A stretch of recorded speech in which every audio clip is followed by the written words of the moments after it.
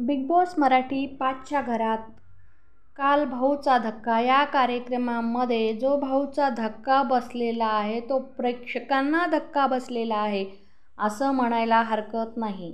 कारण आर्याला घराच्या बाहेर काढलेलं आहे असं म्हणजे काढताना दिसत आहे. ती पाटी घेऊन काही बाहेर गेलेली असं दाखवलेलं नाही. पण ती जर बाहेर गेली असेल तर प्रेक्षक म्हणतायत की जर आर्या घरात नसेल तर बिग बॉस बघणार नाही असं सरळ प्रेक्षकांना म्हणलेलं आहे. आणि प्रेक्षकांचं असंही मत झालेलं आहे की बिग बॉसचा शो हा फक्त निकीसाठी आहे आणि निकी काहीही केलं तरी चालतंय. तिने कपडे ओढलं चालतंय, तिनं बाप काढला चालतंय आणि सगळ्या गोष्टी निकी जे करल ते चालतं.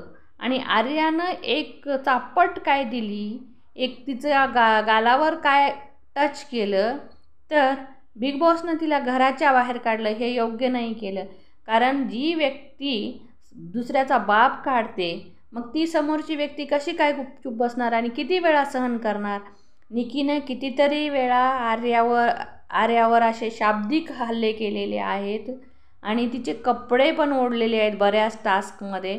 आणि तिच्या आत्ता या टास्कमध्ये सुद्धा तिच्या गालाला लागलेलं आहे आणि तिचे नखं वगैरे लागलेले आहेत.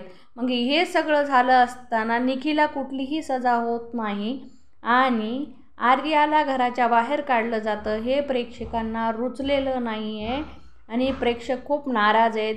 बिग बॉस हा शो रितेश भाऊ दरवेळेला म्हणतात की प्रेक्षकाच्या पसंतीसाठी आहे, प्रेक्षकाची पसंती हेच महत्त्वाचं आहे. मग इथं कुठं गेली प्रेक्षकाची पसंती.